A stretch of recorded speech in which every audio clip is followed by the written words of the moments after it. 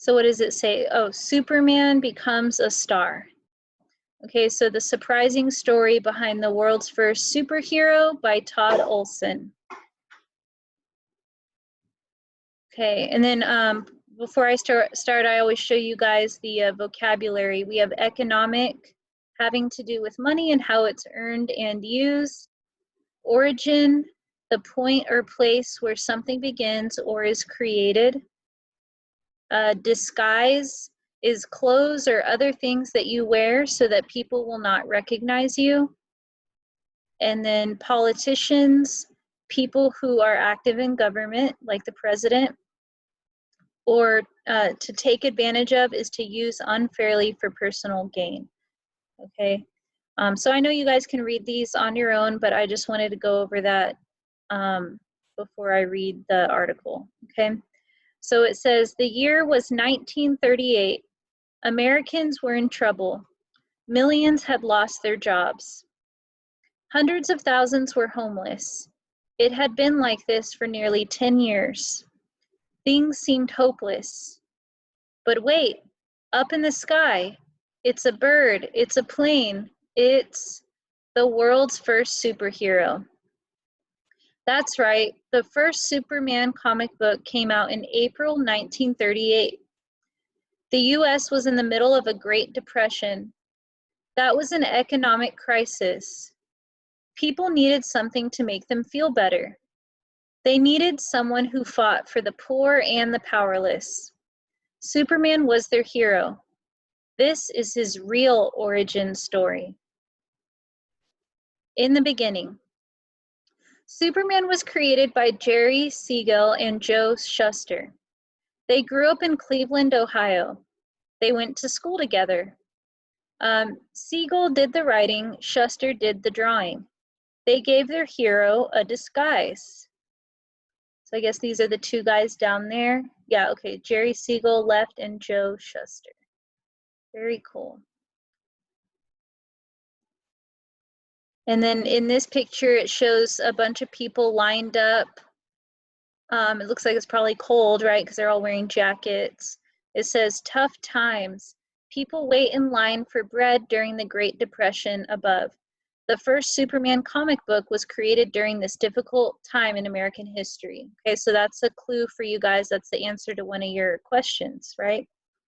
Okay, so when he wasn't Superman, he was a news reporter named Clark Kent. As Kent, he was quiet and gentle. As Superman, he would fight for anyone who was powerless. The people's hero. In the 1930s, many people felt powerless. During the Great Depression, 1 in 4 Americans lost their jobs. Millions left their homes to find work. They stood in long lines to get free food. Many Americans felt angry about the problems they faced. They blamed the rich and powerful. They blamed bankers, factory owners, and dishonest politicians. These were Superman's enemies too. In the early comic books, Superman fought evil businessmen. He went after a mine owner who had put his workers in danger. Superman also battled a car maker who made unsafe cars. Years later, Superman would fight mad scientists who wanted to destroy the Earth. But at first, he saved people from real-world villains. Rise of comics. Superman helped Americans. He also helped comic book companies. 5 years before Superman, comics were only printed in newspapers.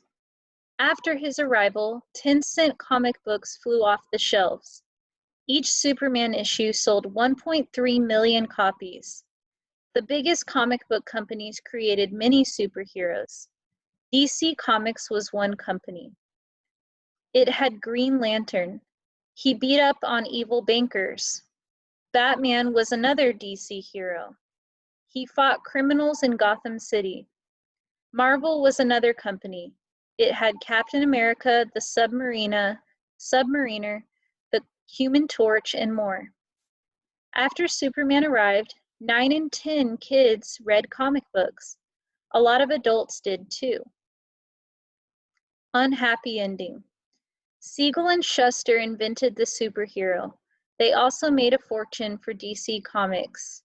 But Siegel and Shuster never got rich. They had sold Superman to DC. They got paid just $5 a page. A big company took advantage of two ordinary guys. Now, that sounds like a job for Superman. Okay, so that was just the first article, and then, oh, did anyone have a, yes, Avery, you can leave if you haven't already left, okay? So you're good. You can just press leave meeting in the bottom right, okay? It should say leave meeting if you need it. So I'm just reading the article, okay? So I'm gonna go back and I'm gonna read the second part.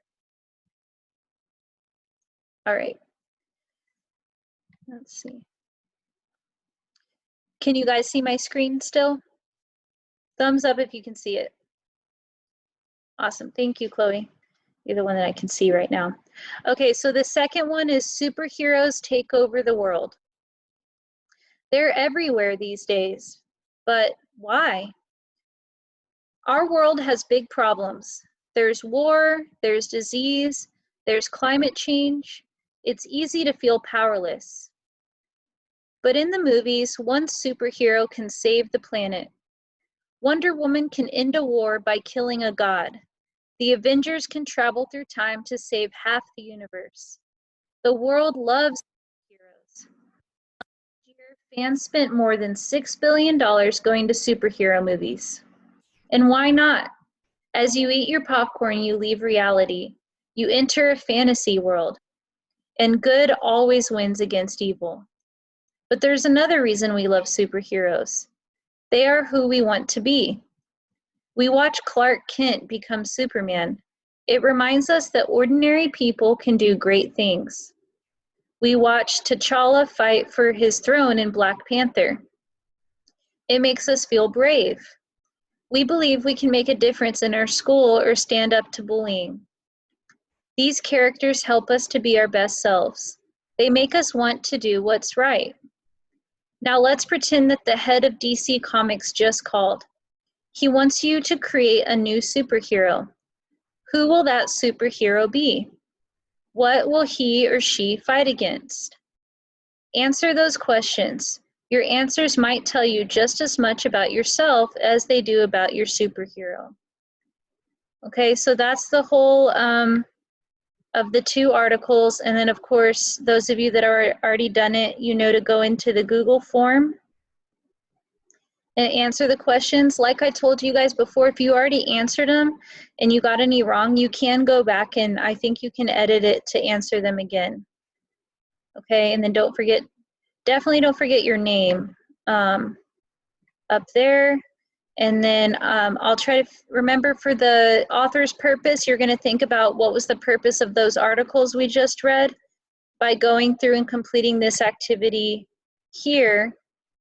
And if you haven't done it already and you're in my second period, you're gonna need to go to File, Make a Copy, and put your name. Okay, if you're in third period, you should be able to type into it just fine. But if you're in second period, it did mess up, so do File, Make a Copy, and then you should be able to request the editing access from right there, okay? So this article does link to the English assignment too, which is only 2 short questions in the grammar warm-up. So make sure that you've read through it and to answer those 2 questions for English.